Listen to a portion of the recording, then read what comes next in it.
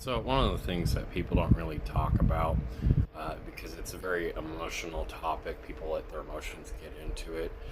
But objectively speaking, I would say that there's pros and cons to a union. And, there's some jobs that I would have really liked to have had a union at my back because, like Goodwill, my first job, for example, there's a lot of fuckery. We had one manager that was retaliating against people, laundering money, stealing, stuff like that. And the union could have benefited me in that sense that it could have, resolved those issues as well as, saved Goodwill money in the long run, not having to retrain employees because we were losing employees left and right, right? And then I also got fired because we had a racist lady, a lady who has been to three of different jobs I've had. The Goodwill is my first, but and all three times she's called somebody the N-word.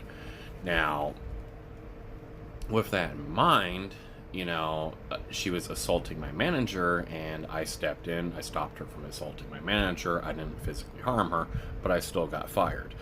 So a union could have prevented those things, those issues, and those problems, and that would have been extremely beneficial. Um, also, Goodwill wasn't competitively priced. A union could have helped with that, and it would have been worth the cost, right? Now, on the other end of the spectrum, we have Walgreens, and Walgreens is not really a great place to work either. I was getting into fights with homeless people every night because it was a 24-hour store and I was graveyard, right? Uh, I have a sense of justice, and a lot of people don't. And I'm just not willing to tolerate crap, right? So on the other part of it, though, with Walgreens, is they're paying $16.25, $1.75 more an hour, and I did get regular raises. I actually got up to $17. Um, with Walgreens, whereas most places were paying like $14.50 an hour.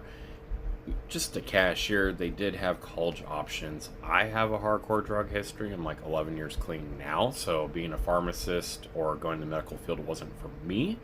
But they also did have 401k stock options, and the 401k stuff I got $30 out of.